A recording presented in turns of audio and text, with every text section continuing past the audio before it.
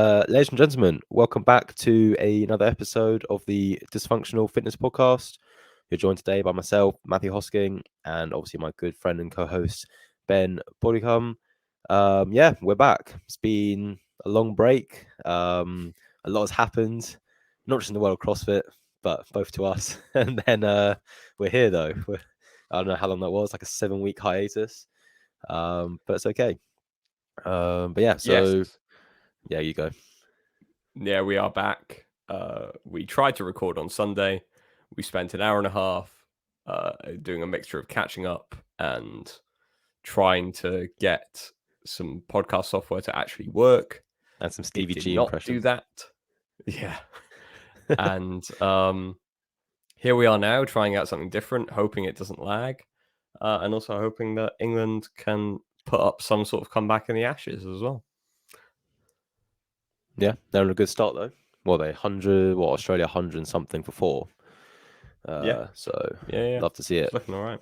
We're recording on day 1 of the Headingley test for some context as to who knows when this will ever see the light of day. If it even will. Order of proceedings. We're gonna review semi-finals, men and women from Europe semi-finals, and then after that have a look at some of the other events that happen on the sides. Like French Throwdown happened last week. We had the Battle for Middle Ground events, and then other little bits of news that might spring to mind. Things like the documentary review, even though only one of us has actually watched it. But yeah, that's pretty much the order of proceedings for today.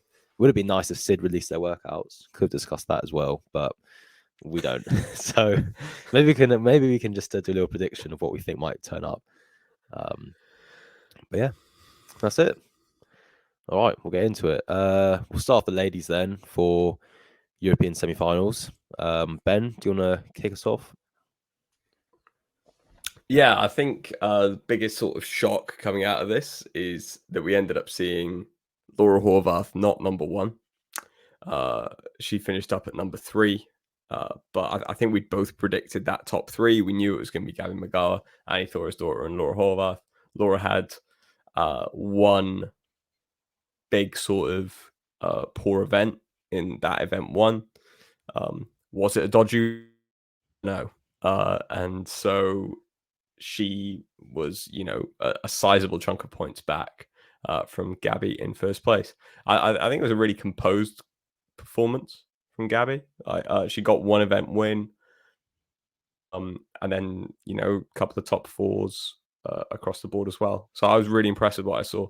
I think we've all sort of expected her to make this step up, and she's always been regarded as one of the top European athletes. I think she probably had quite a disappointing season from her perspective last year, expecting to try and make that push for the top 5. But I think she's got her sights firmly set on that.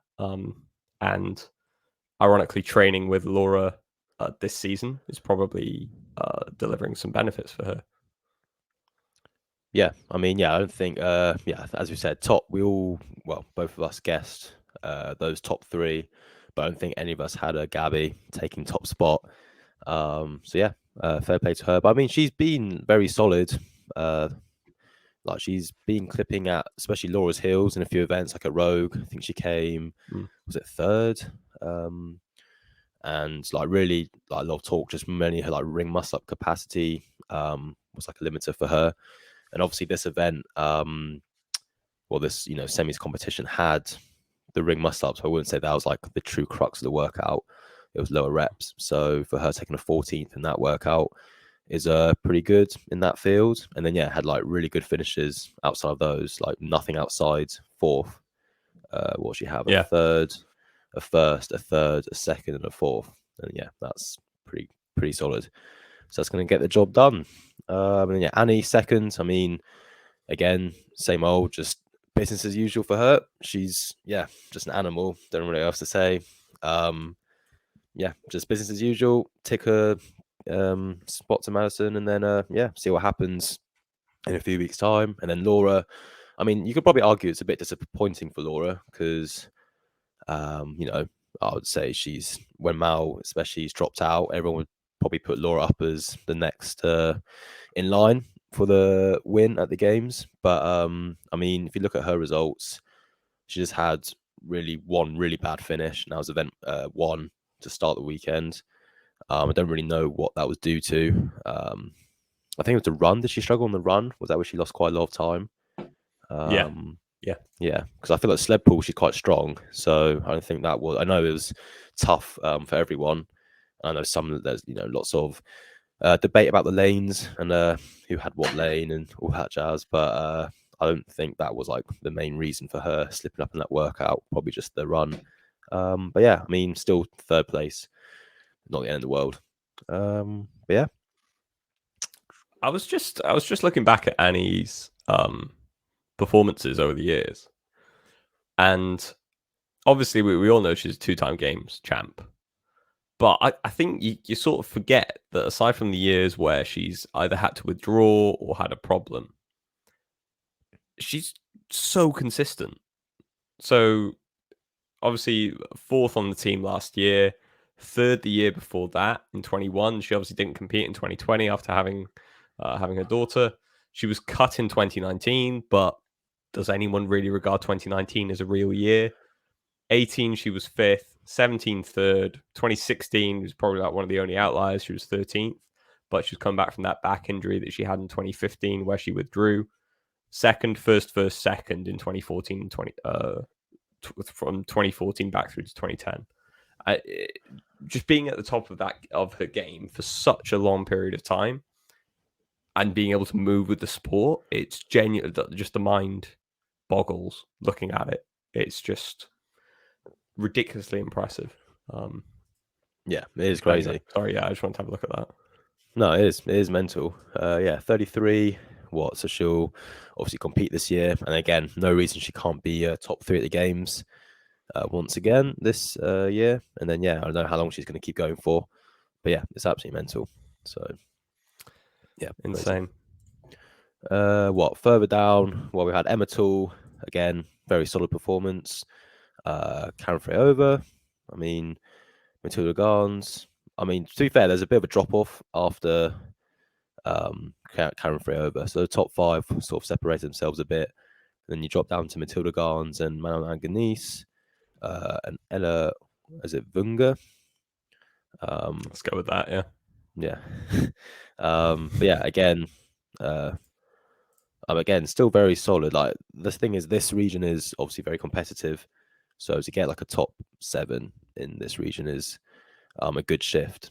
Just looking across their scores, they're pretty consistent as well. Like none of them had. It's quite interesting. Out of all of them, Laura probably had. I mean, Ella Wugner took a 24th in a workout 4, which was the max snatch, wasn't it? So, but apart from that, I think Laura actually had the worst finish out of that whole top 7 or top 8. So it's just quite interesting. Manon Anganese Yeah, had a just saw that. 29th. Yeah, in the run. Yeah. But yeah. Any comments on that? It's great to see Emma McQuaid make a comeback as well in 10th. And Yeah. So I think is it 3 rookies making their debuts at the games will be Manon Anganese, Ella Vunga, and Rebecca Witson. But I think Rebecca Witson's been there on a team before. I've been there on a team in 2018. So yeah, interesting to see how they get on as well. Obviously, coming out of a really stacked European field, we tend to see the European women place a little bit higher. There has been a sort of cross semi-finals leaderboard compiled.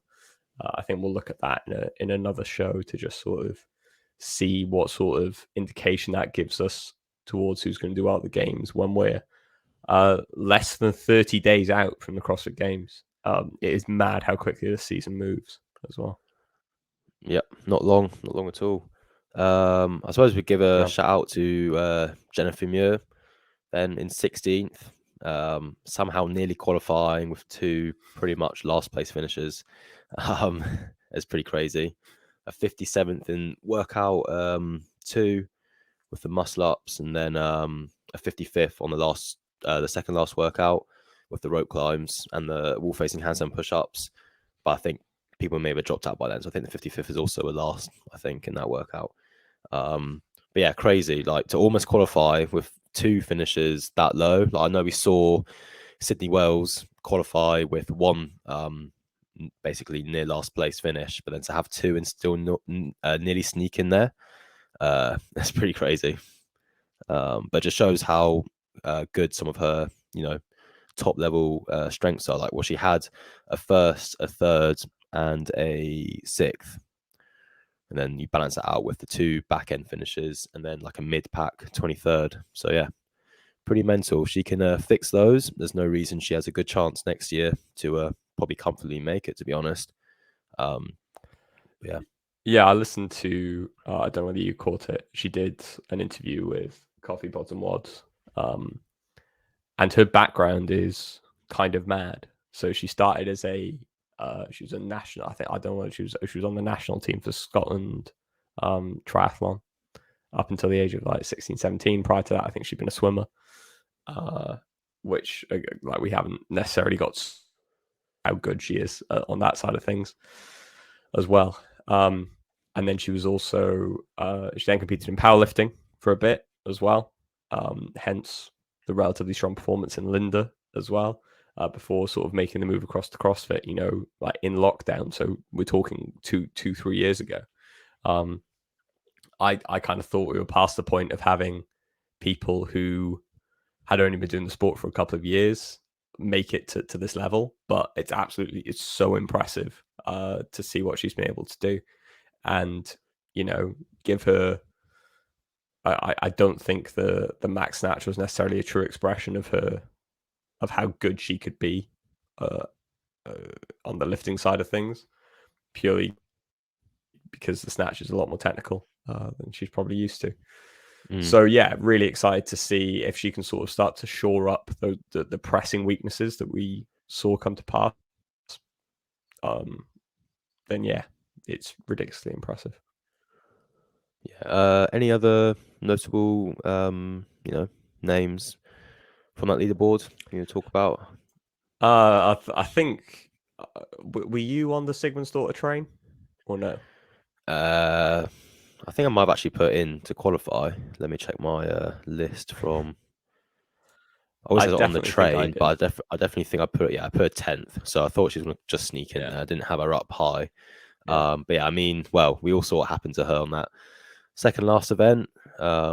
She just basically imploded. I think it was her last. She couldn't get through her last rope climb, was it? I think she got stuck on the Yeah, 4th one. It's one of those where if she'd been cognizant of it, and like with hindsight's obviously 2020 with it, if she'd taken an extra 30 seconds after that first fail and got it again, completely changes the picture for her. Well, I think she put out something. She like completed it in training in like 12 and a half minutes or something. And then in person she couldn't even finish it. Which I mean, there's so many factors to that. One being just the general fatigue from competition, and then as you said, it is crazy. It's just that type of what you even call it, just the muscle endurance. Once it's gone and you're like fully fatigued, you need so much time for it to recover. Just do like one more rep, and then obviously that rep of rope climb is it's not the same rep as doing one double under. It's a completely different type of work you need to do just to get one. So yeah, pretty great. But yeah, talking about how long you need to rest, I saw I don't know if it was America East or West, Tudor Magda took 5 minutes because between the second last and his last rope climb, 5 minutes because he failed it like twice and had to rest up and recover. So that's like how damaging it is in terms of it's like, but then if you rested maybe 30 seconds longer than you originally planned, he could have just got through it. And like in his head, he loses 30 seconds, but net gain is like 4.5 minutes. So it's just crazy on that type of movement. That's mad. I know, which I mean is what Boz, I suppose. I don't know if he plans for that, but it is definitely just an aspect of those type of tests. Is that you just got to be careful. And I mean, strategy is always important, but especially in these type of workouts where as like muscle endurance just takes so long to recover between reps, that it's just way more important than boshing out thrusters and burpees really fast. So yeah. We obviously had some decent performances from the other Brits as well. Amy sitting in 20th, Taylor sitting in 21st. I think they probably both would have expected to have done a little bit better overall. But yeah, still, like, Amy got an event win on the 800-meter run following the snatches. So strong performance from her. Then do we have any other Brits to call out? Evie Hollis ended up in 43rd, and that was it, unless there's anyone I'm missing. A couple of the Irish athletes as well, Holly Teenan, Aoife Burke, and Lucy McGonigal. Lucy McGonigal able to sort of hold her own in this field with a 45th. Her best performance being in the snatch at 21st. So, yeah, interested to see what she's able to put up at the games, going head to head with the other 16, 17-year-olds as well. Is she a comp train athlete? She is. Yeah. She's a comp train athlete, and her snatch is her best movement. She's very, very strong. Yeah. Yeah. Interesting. No, I just heard a podcast with, I was listening to that Coffee Pods and Wads with Bergeron talking about, and he kept saying Lucy, but I didn't realize he was talking about her until he mentioned that she was basically still really young. So just put those two together. Yeah. Fair enough. Is she going to move out there, or is she just doing it online? I think she's doing it online. Fair enough. Yeah. Get some online program. I think the... What, so is Cole Sager though? Yeah, coach, I think though? That... No, I think there's a number of other coaches. For those not in the know, we're referencing the fact that Ben Bergeron has elected to step down as the elite athlete, the main elite athlete coach for Comp Train. And Cole Sager will be taking it over. Much like, I'm trying to think of some sort of analogy that will work here. A once great football manager passing it across to his player, who's then going to become a player manager, but has zero experience with coaching, from what we can see. Obviously, like, Cole's like very experienced. Making it to the games 10 consecutive years is mad impressive. But yeah, I'm interested to see how that ends up shaking out, particularly given the fact that, as far as I'm aware, the majority of the comp train athletes at the moment are trained by somebody else within that coaching, within comp train. But Ben's apparently looking to push on a whole variety of different things, trying to become a one-stop shop for everything in app form for people. So, yeah, I get that interview was really, really good that Peter did. So would suggest going and listening to it as well. At some point, I think we will stop just shilling his podcast, but that day is not today. Yeah, well, it was a bit interesting to see what Cole Sager does, because it doesn't look like he's planning on retiring. So, especially next season, is he going to be like if he qualifies again, like a playing coach, and be coaching other elite athletes? How are you going to manage? Because those athletes expect your coach, to be there with you in the warm-up area, and help you manage everything, and like he's got his own thing to worry about. So, be an interesting dynamic to see how that plays out. Or maybe he will step away after this season and just become. He said he's going to carry on and be a player manager. So yeah, it'll be interesting to see how that works. Yeah, very interesting.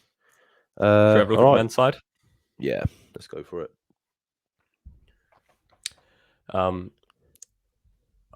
Let's open this up with a discussion topic. Is Lazar now the king of Europe?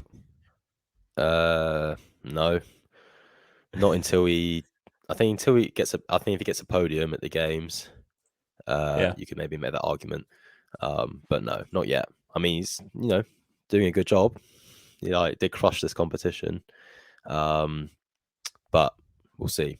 I still think BKG is the king, but he didn't have the best showing at semis. But we'll he's see what happens done that at the games. before, though. Yeah, exactly.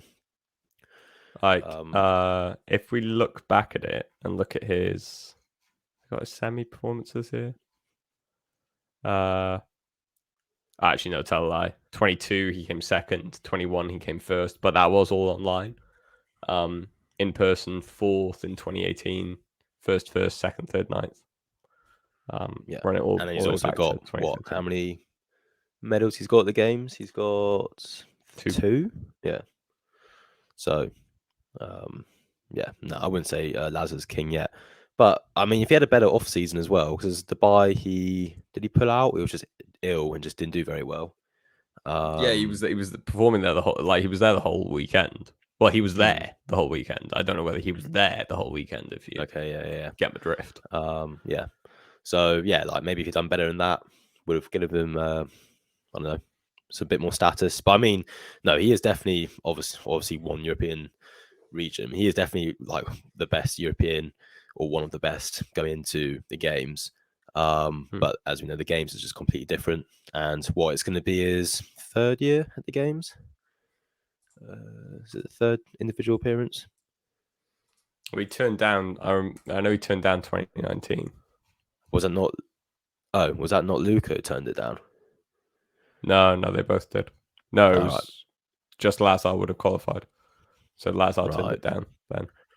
Yeah. So he's done two appearances because he did not go in 2021 and then last year as well. Yes, he did. 21, Yeah, 22, 9th, 8th.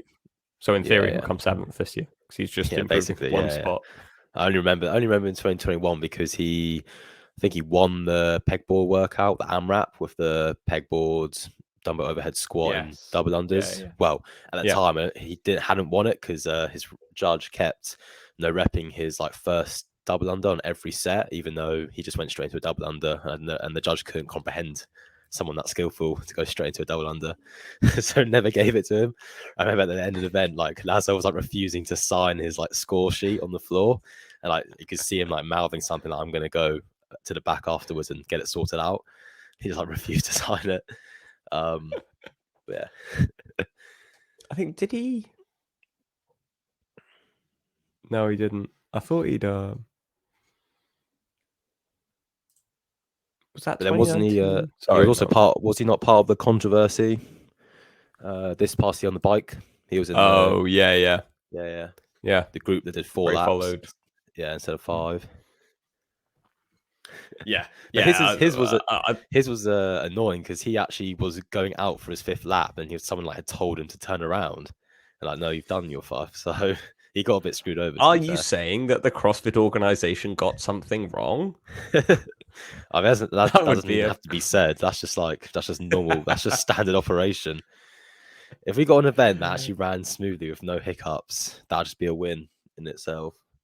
But like this year already, we're doing this after they've like announced like the rule book for like the games, and you must have seen Dad and Pepper's meme, the jab at the gymnastics grip length. So it's like a picture. If you haven't seen it, it's like one person's palms to the sky with grips on, and it shows like just a standard pair of gymnastics grips, and like the edge of it goes to about the middle of their middle finger, and it says this is okay.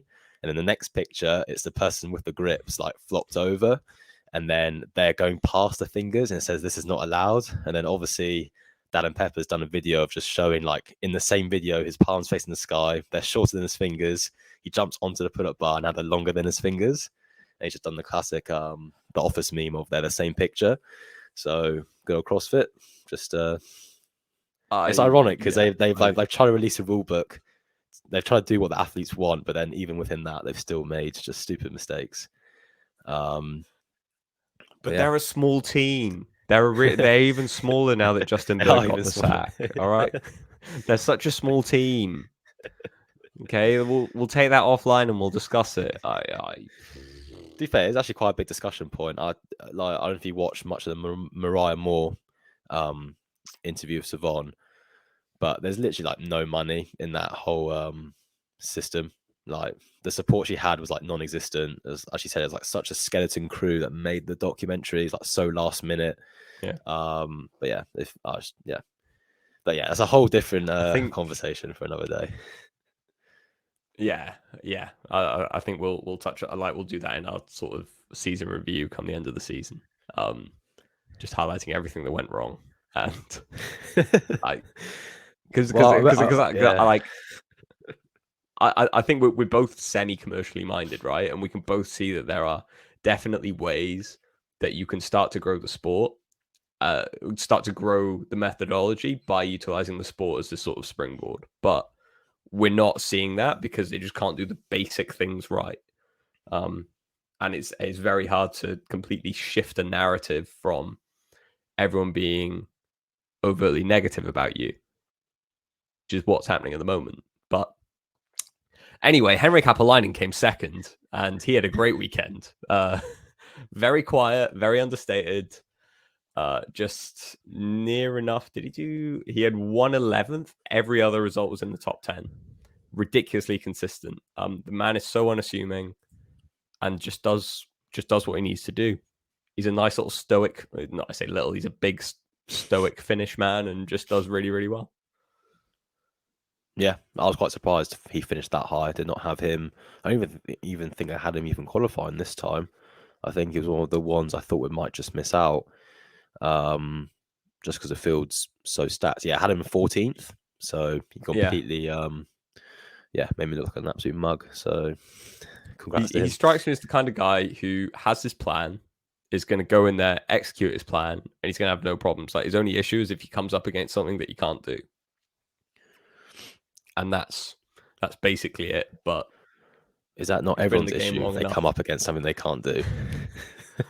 Yeah, but some people like he doesn't have like a crazy number of like standout performances. He's just able to just be consistent, constantly go under the radar and do very well. So yeah, it's really good to see. And I'm excited to see that hopefully he'll be able to improve on his performance. Solidify a top 15, potentially push for a top 10 game spot. Depends on the programming for him because he's a little bit bigger. So we'll wait and see what happens there. Yeah, and then we had rounding out the podium. Oh god, you go. Is Moritz Fiebig, who again on the bigger side. I think this is a trend that we definitely saw, definitely coming into this week anyway. Is that you need to be a little bit bigger to cope in this for this season, and obviously on home turf as well. I think he had a pretty fun time. Had one damage limitation workout in workout 6, and where he got a 36th, but was able to turn up and deliver and get enough points from the rest of the events, and a solid group of top 8 finishes across the board. Yeah, to be fair, if his result in event 6 would have just matched the trend of all his others, he probably would have pushed Lazar for the win, just on points wise. Yeah. So yeah, we'd have a Dubai replay. He came second in Dubai in the off season, and no, did he win Dubai? He won. Fabian won Dubai. I'm getting my Fabian confused. won Dubai. Yeah. I'm confusing Lazar and Fabian. Yeah. Poor Fikowski. So Fiebig, I'm expecting him to improve on his performance this year as well. Moving down, our first rookie on the male side, Jelle Hoster. I was really impressed by him. I've seen him in person before.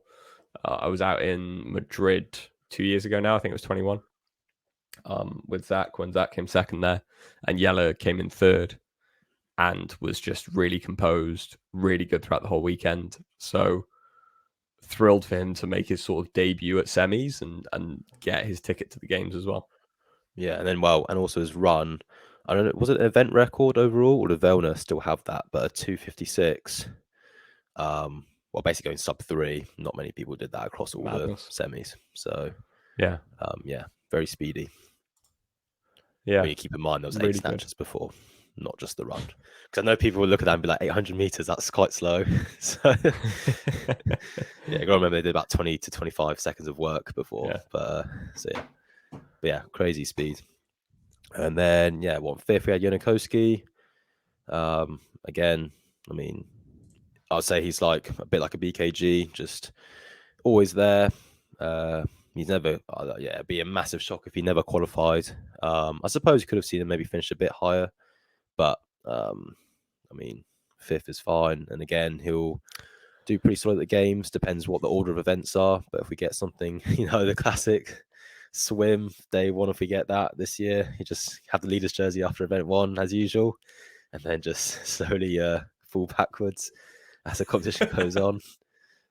Literally just what happens with him all Look, the time.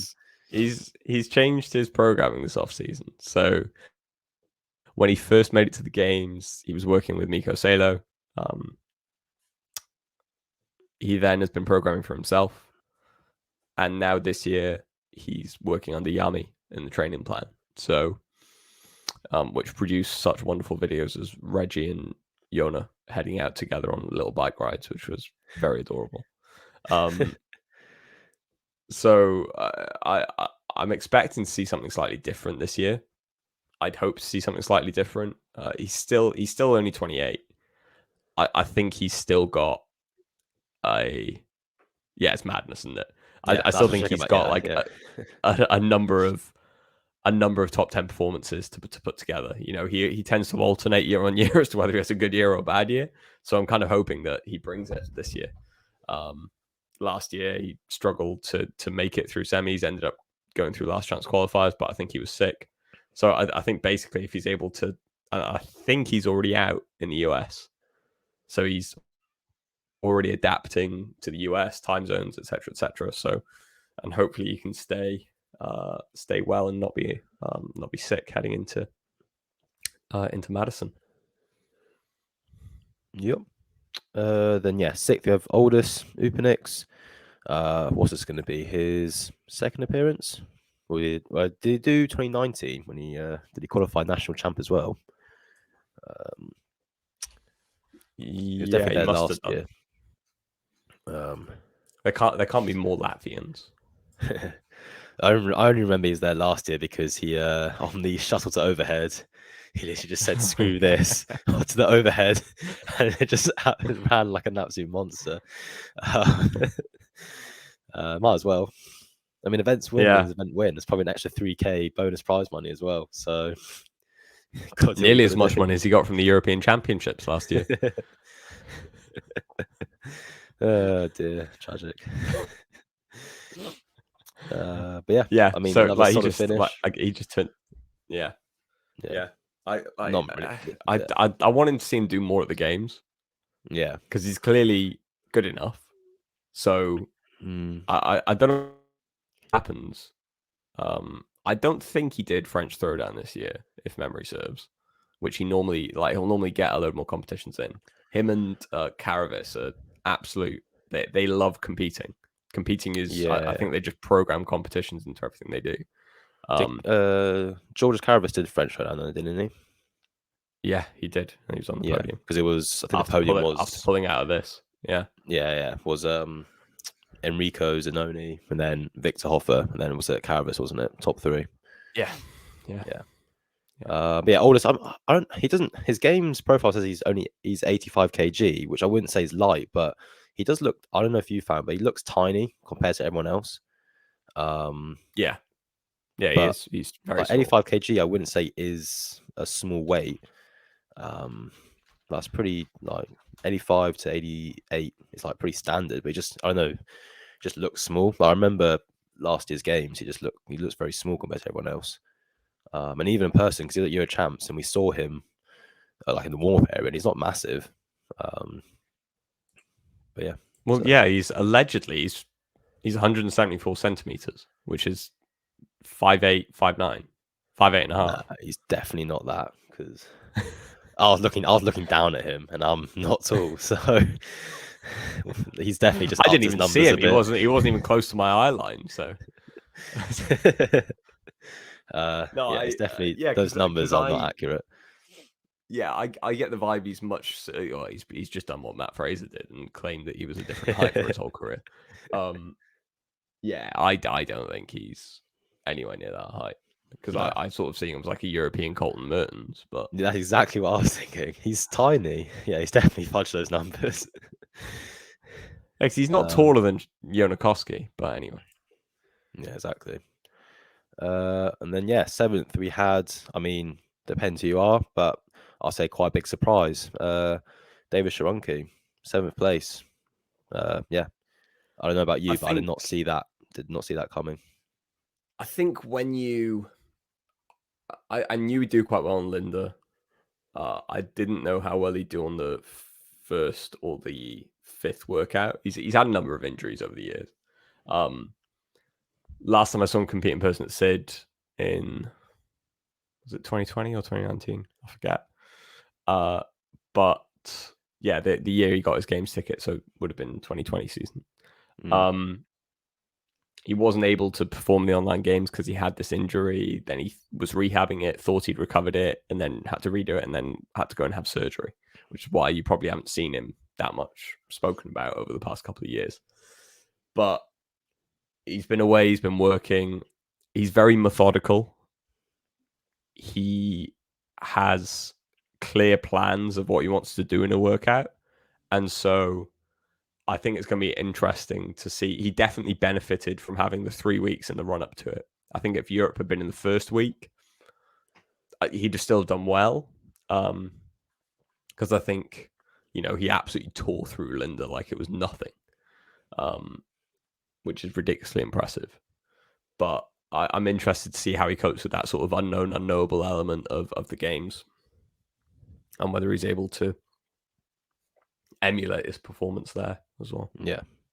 Well, it's about Linda. Like, everyone bangs on about Bron being like the barbell guy, but Sharonki literally beat him by 50 seconds. That's a lot. Like, absolutely crushed him, and beat like people finishing middle of the pack. Like, for example, Aldous finished 26th, which is basically just middle of the pack, and that was over 4 minutes behind. That's loads. That's like, It's insane, isn't it?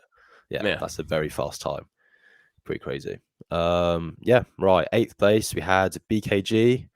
I mean, well, he tied with Sharonki, but obviously got demoted on some type of countback system they used.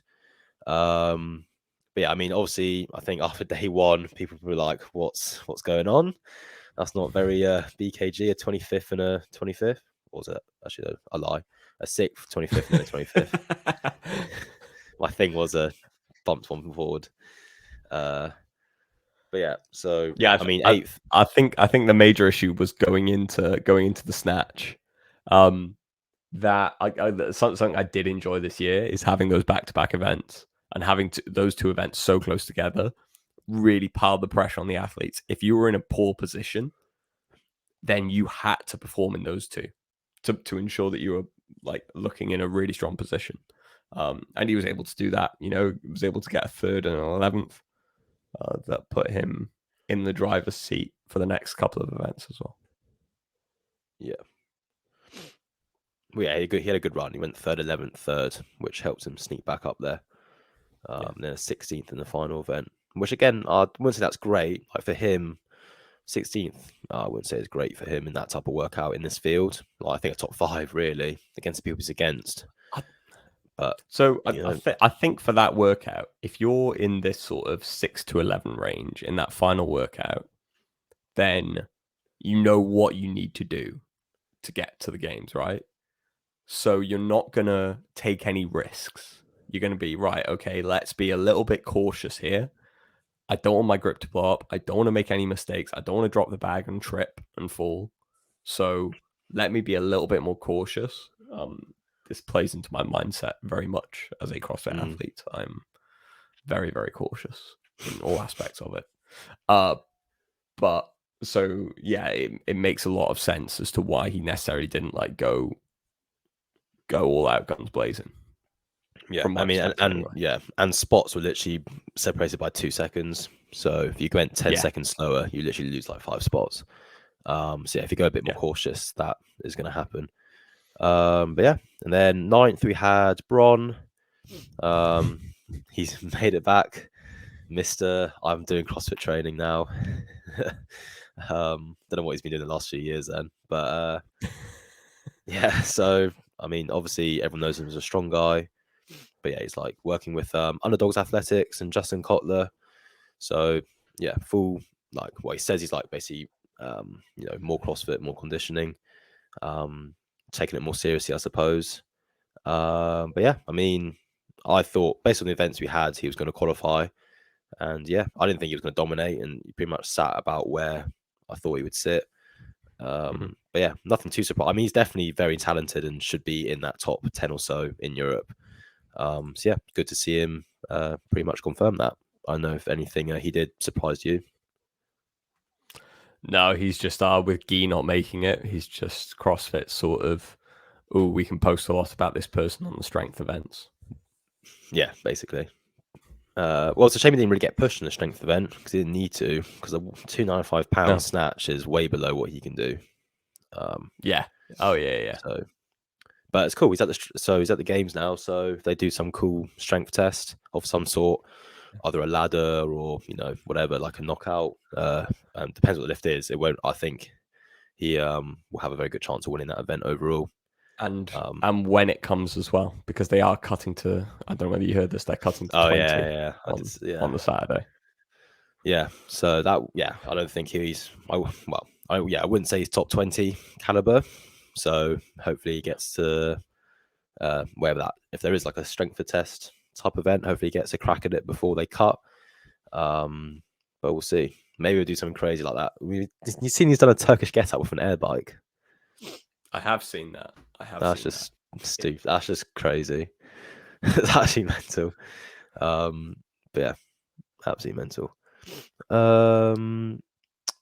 Yeah, and then we had. I'm going to butcher this name so much. You just say the name, Ben, because I don't feel like we'll pronounce it right. Michal Veselovsky. Cool. Is that all right? Is that good? Yeah, sounds good to me. Yeah. Kind of. I don't think anyone kind of predicted him to come here and make it. Had one. It was the run that was his top event and third, and then he came fifth on Linda. And that was it. Everything else was sort of 18th through 29th. Came 14th in the final one that gave him 62 points, and he was 22 points out of 12th, so a decent enough buffer for him. I don't know a lot about him as an athlete, but I don't know what kind of comps he's done, or haven't really seen much of him. So interested to see how he does. Yeah, he's a big boy. It says 98 kg on his profile. That's Wow. hefty. That was his first semi-final. Yeah, and he's 30 as well. So yeah, fair play to him. Might have been working for this type of chance for a while. So obviously he's only done the Open since 2020. Fair enough. Came 692nd in 2020. 106. This is worldwide. 160th worldwide in 21. 1,825th in 22, and then 47th this year. So he's definitely made a big jump this year. Yeah, really impressive to see. Yep. And then in 11th we had Fabian Benito, obviously the Dubai champ. Did pretty well. I think going in, I might have had him like third or fourth because he won quarters in Europe, and he seems to has made like some good strides this past year or so. But yeah, I mean, I was pretty surprised that he was that far down. Yeah, I think Fabi did what Fabi always does. If you look at last season, the first event was the Lego Throw Climb event, and he nearly came bottom in that, or 29th or 30th out of 30 men. He did near enough the equivalent here, coming 30th in that first workout, and then in Linda he came 32nd. And so he's always having to like sort of dig himself out of this hole to make it. And so it's great for narrative building. It's fantastic, but that does sort of worry me for like having seen him. And if I think back to Madrid, I keep referencing that competition, but I think back to Madrid and it was exactly the same thing there. He was digging himself out, trying to make it through to the top 10 to try and make sure that he was the highest placing Spanish athlete, and he just absolutely really struggled with getting there. So I'm excited to see what he can do, because I think he's a really good athlete, but yeah, probably didn't need to put himself in those positions. Yeah, but I mean, he's made it, so be interesting to see how he does as well. And then yeah, any other notable names? And then we got Victor Hoffer, who finished 13th. Obviously, he had a bit hype around him going into semis just because he's quite young. I suppose like a new name this season on the scene. Did very well in quarters, and obviously, I think just the style of programming. He's obviously got a very good gymnastics background, so the gymnastics test always going to seem to favor him. And he showed that with a really impressive win in event 6, which wasn't too surprising. And then seems like the only event that tripped him up really would be the event 1. Yeah, the run. He took a 53rd, which again, I don't know. It's tough to go back and see because obviously the camera work was basically non-existent, so it's hard to see which bit tripped him up. So it could have been the weight of the sled, but he's not weak. Like I've seen him put up some decent numbers. And then it might just be one of the machines that cost him. Because really, if he takes, if he does what Fabi does, if he takes a 30th, he makes it. So, yeah. I think that grouping of 12th, 13th, and 14th. So Colin Bossard, Colin Bossard, 22 years old, Victor Hoffer, 20, and Luca Vunjak, 23. Those three, I'm expecting to do something more next year. I'm expecting them to, like, at the minimum in the off season, if they do stuff, and we're already seeing that with Hoffer taking a second at French Throwdown, which is a ridiculously impressive thing, especially considering how heavy that competition was. I'm expecting those three to make a real big push in the next year or so. With Hoffer as well, I don't know whether it's once he knew that he couldn't make it, he gets a first and a second. I don't know. Like we've been talking a lot about sort of mental aspects of how it impacts people, and I don't know whether he's one of those athletes who sits there and looks at the leaderboard and obsesses about it. But coming first and second on those last two events kind of tells me that he should probably have slightly better placings across the board. Yeah, well, I agree. Like maybe just freedom up, go out there and just no stress. Doesn't matter if you blow up because it's not going to change the result either way. No. I mean, event 6, I think he was probably going to do well regardless of where he was. So if he was doing well, he'd probably still do well. And like here, he wasn't doing great, so freedom up. But I think event 6, and then you're right. The last event, so that's quite surprising for him to do that well. I think second place, because I would still say that leans towards a stronger, more powerful athlete with the air bike or the echo bike, and then the sandbag carry. Obviously, the Tozer bar does play a factor, as we saw at the last round. People start breaking down. Like if you could hold on for the last 20 versus drop down and not lose those extra 5 seconds, it did make a difference. And obviously, he's got great gymnastics capacity, so that probably helped him a lot. Second in that event is very impressive just for where he's at in his development. And like if you look at him, he's not big. Again, like he's obviously strong and fit, but he's not like a big boy compared to some of the other like the guys who are in the top 10. So for him to take a second on that is pretty impressive. But yeah, I mean, as you said, those three definitely wants to look out for. Also, Enrico Zanoni. I mean, he's already been to the games. He's a couple of years older than them, but he's already got that experience. And he just had a few poor finishes. I don't know what happened with him on workout 5, because there is no way he is that bad at gymnastics. Like I thought he was objectively very good at gymnastics. Am I right? Numbers. 6. Yeah, it took 33rd. Yeah, we had a few of those. We had I think that's what kept him out. We had 3 finishes in the 30s, which you just can't have unless you're going to get event wins. So he didn't have. He had one really good finish. He had a second in the muscle up one. So obviously his muscle up and ring and pistols is good.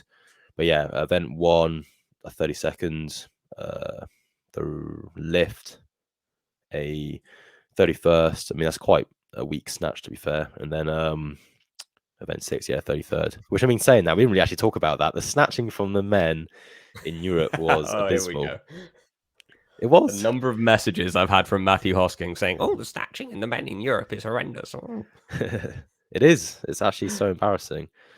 We've got guys who'd taken like a 3rd in Europe, would have been like a 16th in the America semis. It was quite eye-opening how weak the European men were. I know like they've always been a bit weaker, but just this event in particular just highlighted that point a bit more. I just thought it was quite interesting. But I think the thing is, like, Um, if we talk about it more broadly, and it's something that I think we've both referenced before, is take the Open for example, and 22.2 A was it, and B, well, wait, where you had that thruster weight. yeah, yeah, Now it was, if I'd put my score in North America, I would have had to put my higher thruster score on my lower burpee pull up score, because that worked out better for me because it was so much more competitive on the thruster side. But I could get away with having a lower thruster in the European side of things that was better for my overall placement, because in general, Americans are stronger than, well, North Americans are stronger than Europeans. So yeah, I'm not overly surprised by things like that, but I think, and I think the other thing as well is that you don't consider the sort of mindset of people, like how many people are going out there with like, okay, I have to PB here because it's such a strong field. And so if you know that you can get away with a, you know, a 270, 275 snatch, then, you know, you're all right, I guess. yeah. No, it's just interesting.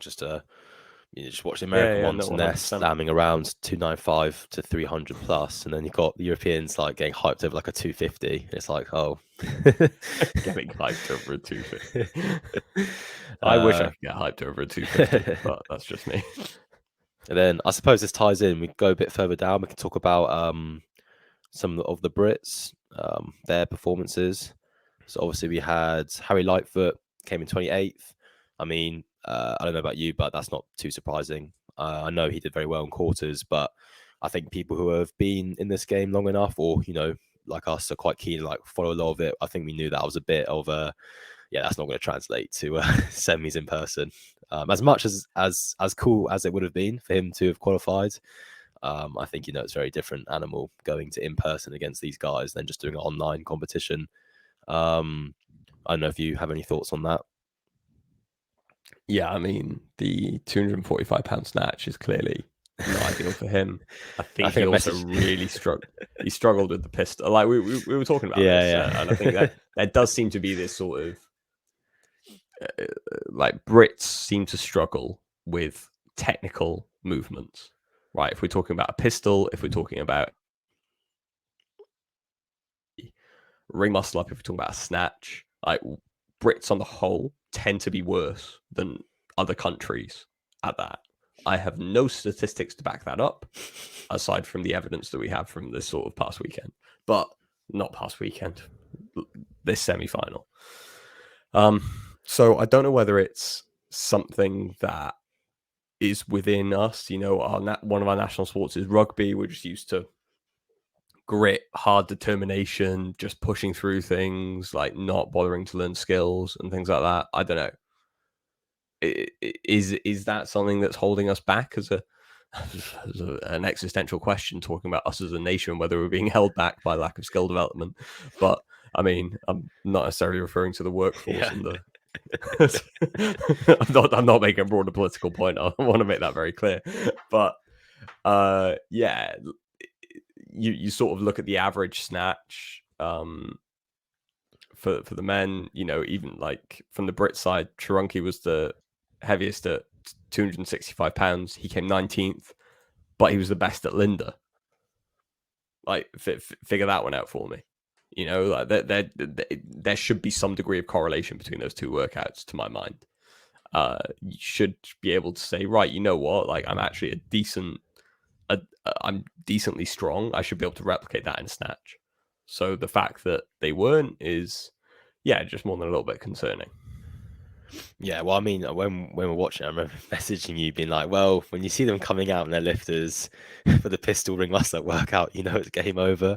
When the pistol should be like the most irrelevant part of that workout, it's like down to the ring muscle up complex and the burpees. So yeah, well, that was Harry and Reggie. Um, but yeah, I don't know. It is Look, interesting. Harry's still young. Harry's 24. I He's got a good base. It was his first time at semi-finals, first time at this sort of higher level of a competition. He went to French Throwdown last year and came like 9th or 10th or something. So look, I think the AOD guys are smart enough to be able to bring up those weaknesses. and for him to, be able to emulate his online performance that he had this year at an in-person setting. Reggie obviously would have been around about the same position, but unfortunately had to pull out. It looked like he popped his pec on that final on workout 6, so I had to withdraw on the floor, which I think was a little bit difficult to watch. But again, I think I don't know whether if we'd had different programming, if things would have been different for those guys. Shout out to Sam Parkin as well. He's been out of the sort of this level of competition for a while, but was able to come back in and had a decent set of performances. 10th in workout 6 and 17th in workout 2 as well. So fair play to him. Yeah. I mean, Reggie, I know he got injured and pulled out after event 6 with the rope climb, like tearing his pec a bit. But up until then, he was also quite, disappointing. I feel like he does get a lot of hype. I mean, it's fair enough when you're like supposedly the next, arguably what the best option we have in the UK for someone to get to the games on the male side.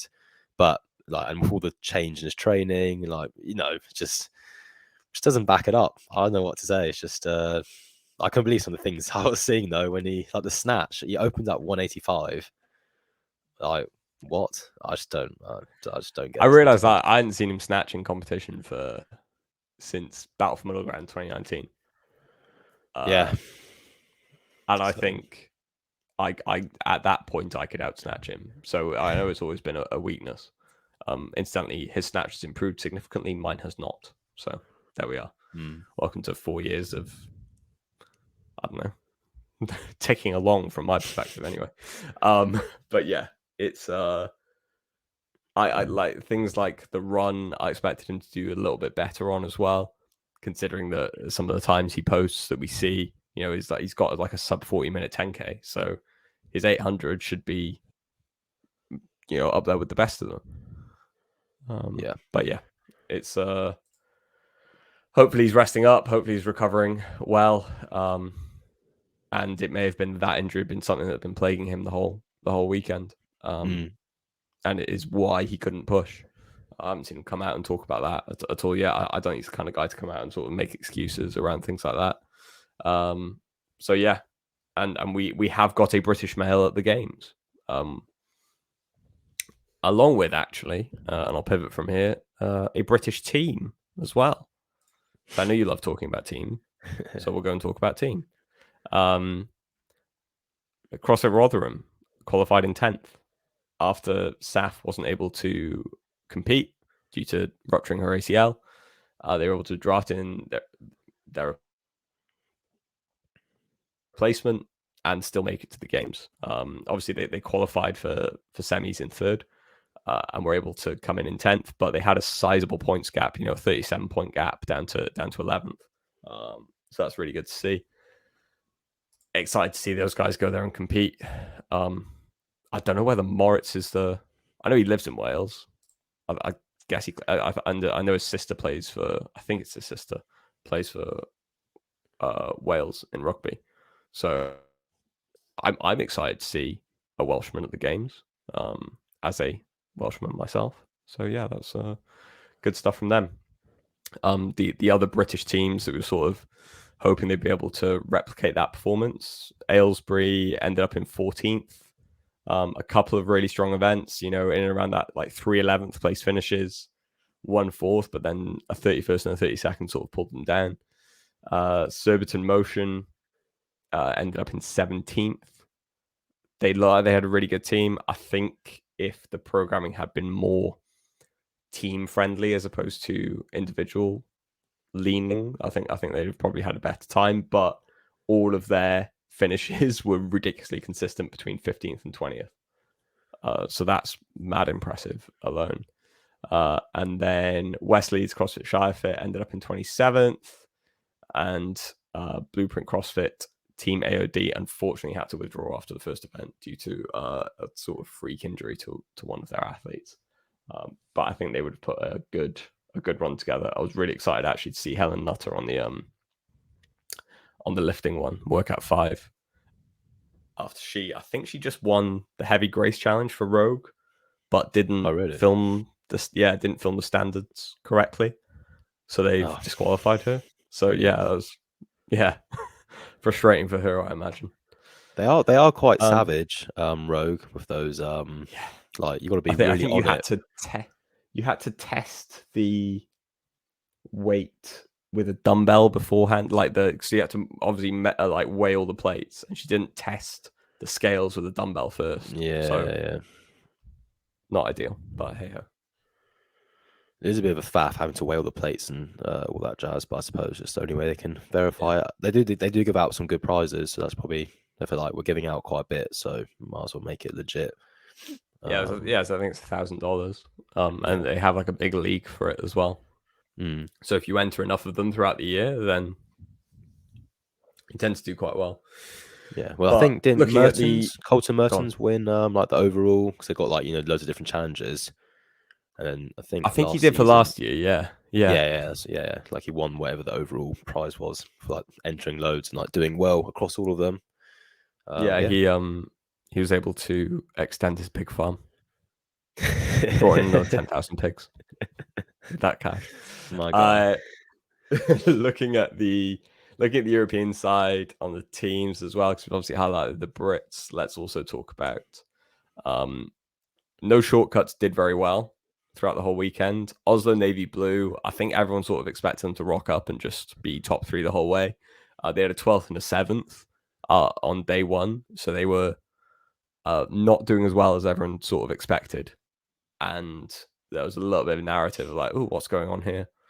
But they were able to pull it back, and then CrossFit Oslo ended up having 3 teams qualify as well. So excited to see what they're able to put together. I think the team competition is going to be really interesting this season. It's going to be very competitive. So would recommend that you go and watch if you are interested in it at all. Yeah. Unless your name's Matthew Hosking, in which case, as far as you're concerned, it's not happening. I'm gonna be there in person. I'm gonna be watching it all. So I'll become a fake team fan for 1 week. Yeah, well, I mean, you are competing in a team competition this weekend, aren't you? So I am actually. That isn't that the irony? I know it is. It is. I hope you give everyone a briefing beforehand, telling them how little team matters to you, and you end it by saying, "Well, and if you have a bad event, didn't matter because I hate team. If you have a good event, it did matter because I performed well individually." Is that what you're going to say to everyone? No, but they already know where my mentality lies, regards to team. um,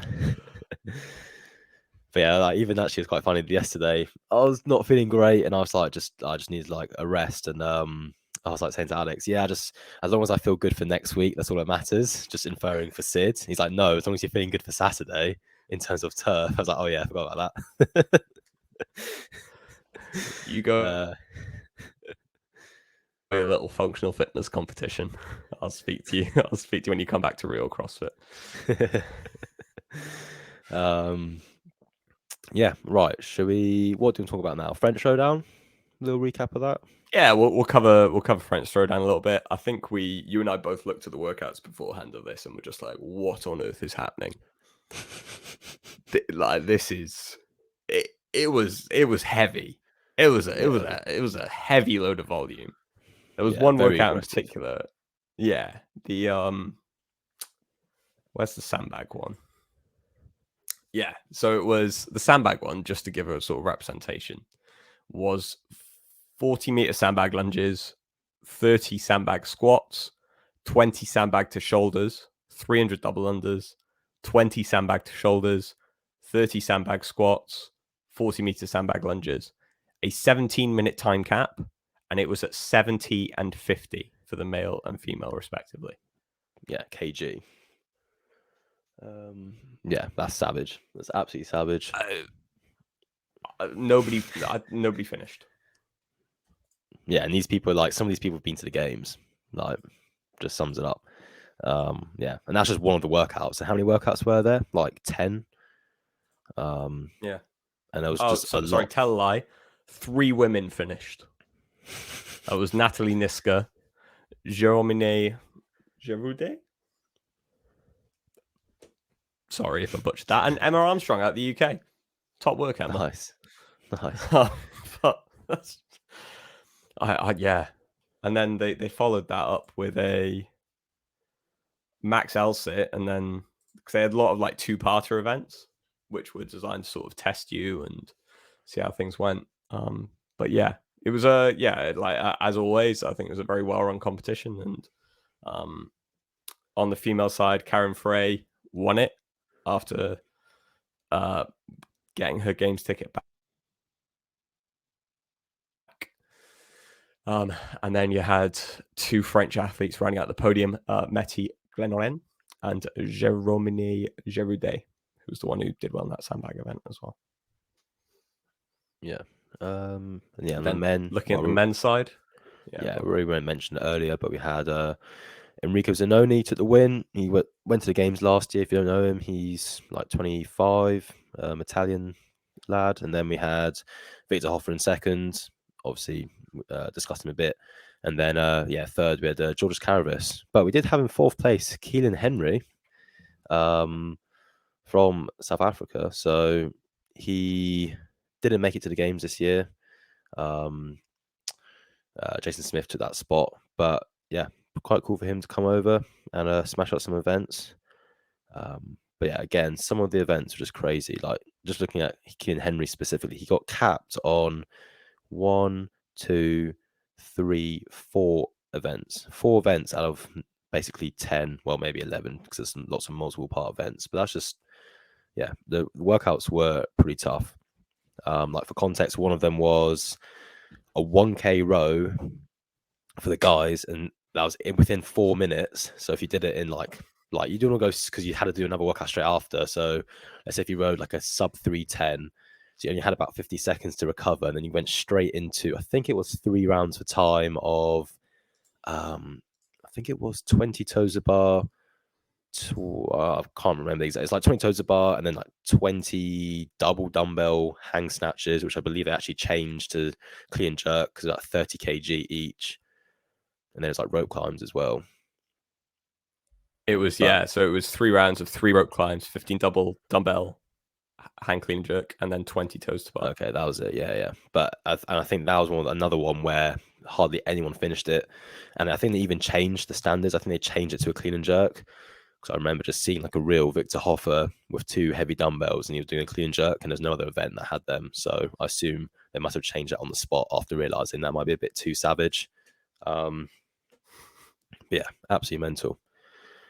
But yeah.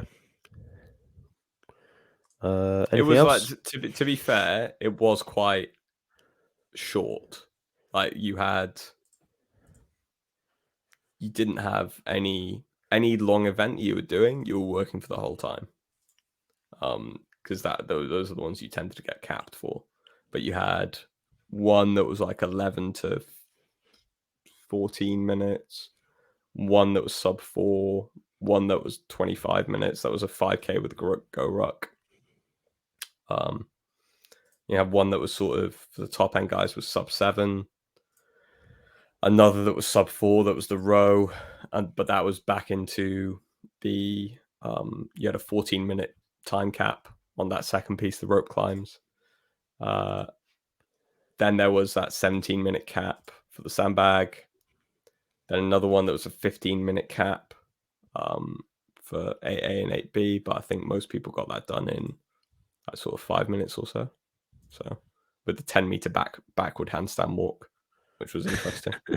And then they had a snatch and a clean and jerk speed ladder to finish with the overhead squat Amanda as the final workout, which is intense, to say the least. Yeah. But yeah. Anything else? Talk about Battle for Middle Ground. Touch on that if you want. Yeah. What was that last? What was it? 2 weekends ago now. Battle for Middle Ground. It was, well, there's a lot going on at these competitions. There's lots of divisions. So there's like the elite. There's RX. There's middle ground. There's scaled. And then there's team as well on the side. There's like compete and things like every day, or like compete and I can't remember the division names. But yeah. So that was in, where was it? In Coventry, Stoneleigh, that was it. In Kenilworth, Yeah, which is a lovely part of the world, actually. nice. But yeah, went there 2 weekends ago. One of the people I coach was competing in middle ground. Shout out Matt Clementson. So yeah, went to help him out on the day. Did very well. Came fourth overall, which was pretty good. I mean, the goal would have been on the podium, but after the start, it did very well to get it back up to fourth. Tough start today for 20th, I think. I mean, to be fair, he did actually very well for his capacity in that event. He maximised what he could do, but just relative to the field, it was just like a in the middle of the pack finish. But then did very well after that. Did well in the lifting events. I think he had 2 top 4 finishes, or a third and a fourth on the snatch complex and the clean and jerk complex, and then did very well on the chipper event, even though literally was a 12-minute time cap, and about 5 minutes of it was spent just doing Matt's rope climbs. Bit of an odd event, but as you do. I think he came again like top 5, and then the last event was like an AMRAP of burpee box jump overs and snatches and overhead squats. And yeah, did very well. Annoyingly, only literally 2 points or something out of third. I think we worked out 1 extra rope climb on the chipper event would have got on that spot, or literally like a few burpees here and there on the last one. But that's always happens in competition when you look back. Just a few reps in any workout, you can look back and be like, oh, if I'd done that, could have snuck a few more points and got up there. But yeah, it was good. He did very well. So onwards to the next one. But I thought it was, I mean, Bad from the Ground, it was run very well. Like Bad from the Ground do run good events. Always is. And the venue is quite good. I mean, it's a very standard venue, like one of those showgrounds. But I think it was it was a nicer one than others. It had like actually like a chill area you could go sit out the front, and actually get away from the stadium, which was quite nice, rather than just sitting inside with the blaring music all day. But yeah, I thought it was quite good. Don't know what else to say. Like, I mean, elite workouts were quite good. There was a bit of controversy around one of them when it was announced. People were like losing their heads over, what was it, 3-minute AMRAP, max shoulder overhead. Before you do that, I'll recount the female elite leaderboard. Oh yeah, go for that. So I think they ended in joint first. The final still hasn't been put into to leaderboard. But so you had Connie Easby, who had a 1-point lead going into the final. So basically, if she secured second or higher in the final event, then she'd be, guaranteed to be on top of the podium. Because I think they were equal for first already. It was between her and Jennifer Muir, who was, fresh off semi-finals, coming in to rock up and throw down a bout for middle ground. So going into the final, they had 21 and 22 points respectively, Connie Easby and Jennifer Muir.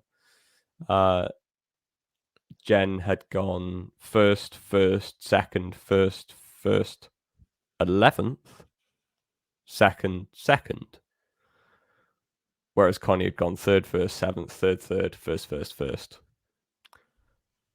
It was out of a field of 13.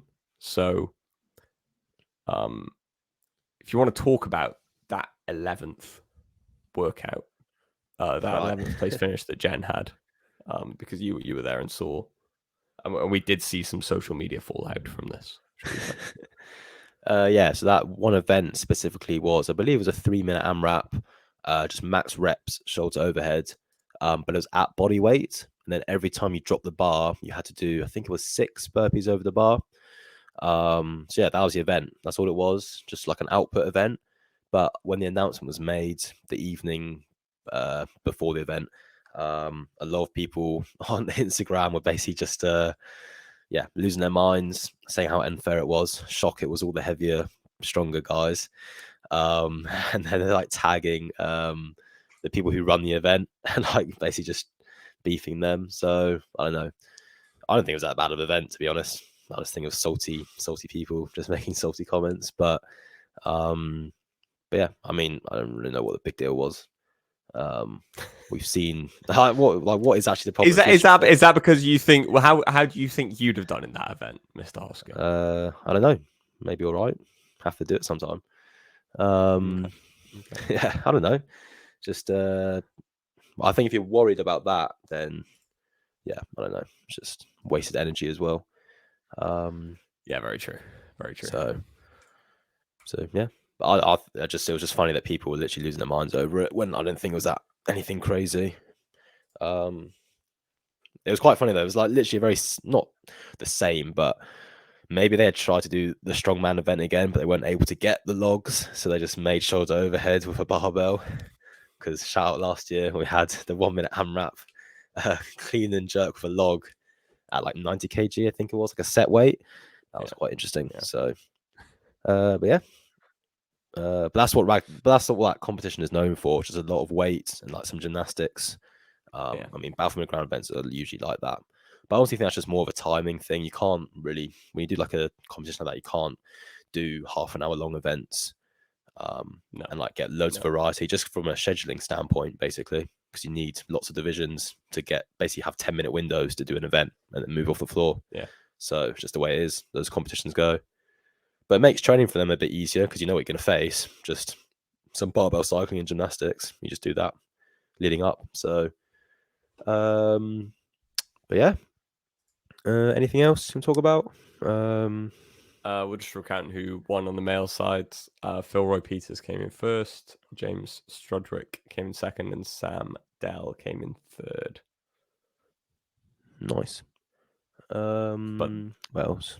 Yeah, that. We have UK champs coming up at the time of recording. Starts technically in 8 days.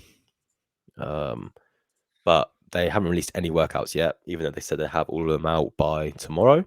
So maybe they're going to drop all of them tomorrow, which would be quite interesting. But we'll see. Yeah, that's what Sid tend to do anyway. I know that's what they've done for Origins before. Fair enough. So yeah, it'd be interesting to see what they put out. We know there's going to be a run of some sort, and there's going to be a swim of some sort. 2 separate events. But they have also teased that the swim will not just be a standalone swim, might be paired with something or like a mix with other things. Because in the emails we've received, it said you won't be getting a wetsuit because it might interfere with other movements during the workout, which I don't know what that means really, but maybe a dumbbell or something. They just don't want dumbbells damaging the shoulders of a wetsuit or something. Who knows? Squat depth. Yeah, maybe. But that's what I was thinking. Honestly, the way it's leaning, I wouldn't be surprised to see dumbbell like thrusters and a swim, or some type of like devil's press or snatches or clean and jerks. I'm expecting dumbbells basically. Maybe body weight, just burpees, but I think we'll see some actual object. Maybe a sandbag, but that'll be a bit of a, don't know, equipment wise. Depends what the heat sizes are as well. You're going to have 30 sandbags. It's probably easy to get 30 sets of dumbbells, then loads of sandbags. But maybe the heats of 10, so they could do that. Who knows? But yeah, be interesting to see what comes out. And the run, like obviously French Showdown did a ruck run. Are they going to do that UK champs? Who knows? Yet to find out. But we shall see. There's not really even a running route around there. There's literally just one loop, because where it is at NEC, there's like one loop where outside the stadium, because there's like a big, what do you call it? Like just a complex of like restaurants and a cinema and stuff. But outside there's like just one concrete loop that goes sort of around between those 2 venues. And there's a lake in between them, which is where the swim is. So if that's just a run, yeah, it's just going to be one big loop. So interested to see what's going to happen. As am I. Yeah, it's gonna be a good one. I'm looking forward to it. Like they've got a lot of it's a big competition. I don't know who's going. I don't think they've released leaderboards yet, so I don't know who's going from an elite standpoint. But they did promise that they'd extend invites out to a number of semi-finals athletes. So yeah, hopefully we get to see some people put on a show, which will be good in the elite side and in the RX side, of course, Mr. Hosking. Yeah, all the boys, are going to be in RX. First time we're all going head to head and together in like an in-person competition, which would be quite fun. Yeah, because we've got 3 guys who qualified in RX from BFG, one girl who qualified in Elite, and one in RX as well. So and then should be good to myself, see. and then my friend Ben. So yeah, a good crew of us down there doing it, which would be fun. Yeah. But yeah, If you're there, come and say hi. I don't know. If we have a reach beyond people that we already know, then that'd be nice. I have had one person actually come up to me. This was at what was it, the pairs competition back in March Mayhem Pairs. That was it.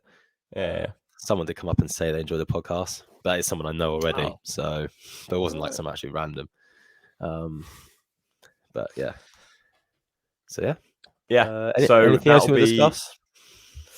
No, I mean, I'm kind of fed up with just all the drama that's constantly happening within CrossFit. Castro's back. Justin Berg left. Is that going to change anything? Got slapped around at semis. He's a fraud. 2 times CrossFit Games with a fraud. I mean, everyone does say that about Katrin as well. So it's a fair assessment of things. Exactly.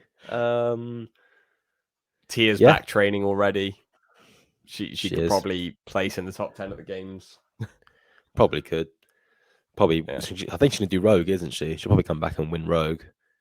Is she? Flex. Well, that's what they said. This was before when she was pregnant. They said her goal would be to try do an off-season competition, and ideally Rogue would be one they'd aim for. So never know. One of the girls who wins the games this year turns up at Rogue, and then Tia just comes back and slaps them around. It'd be quite entertaining. Yeah. What I would enjoy is if Rogue suddenly announced that they're pushing everything back by 2 months. And it's just like, oh, okay. just keep pushing it back, and then you've got Bill and Katie calling up Tia, just like, so Tia, when do you think you're gonna be ready to compete? December. Yeah. Okay, cool, no problem. But there's probably behind the scenes, there probably is a bit of I don't know what the word is, but one of the off-season events is going to be, really happy if Tia turns up. So there's going to be a bit of a fight for her to come to like obviously Rogue, and then she might go Waterpalooza because she's done that a few times. I know it's like sanctionals, but I think they mentioned that as well when they said that either Rogue or Waterpalooza, or could do both just to get some, practice in leading up to the games for the next season. But it's going to be pretty interesting to see what happens. I mean, obviously this happened while we were on a little hiatus, but obviously Mal pulled out of the games, so that's definitely obviously opened the women's field up quite a bit. I know a lot of people think Laura's going to be the one to take it, but there's no guarantee in that, so it's going to be quite exciting. And then obviously Justin coming, what did he come, like 7th or 8th? I think 7th or something at his semis. Was quite shocking, to be honest. So again, that's obviously he's back-to-back champ going into it, but that's definitely still opened up the field, I think. And it's definitely probably given a few more people belief that they could go and beat him, which is what you need. So it's going to be, both sides, I think this year, like properly going to be interesting. First time in a while that both sides are going to be quite open, I think. I think if we'd had Ricky at the games this season, I think it'll be even more interesting. But let's not keep wishing for things that we could have. I'm excited for definitely at least for the next couple of weeks, and the lead up into the games. So if we're able to get the time before Sid next week, we'll sit down and have a little preview of that, and see how we think people are going to do. Maybe make some predictions for where people are going to land. And we'll take it from there. Cool, lovely stuff. Well, thanks for listening. And we'll catch up with you on the next one. Goodbye.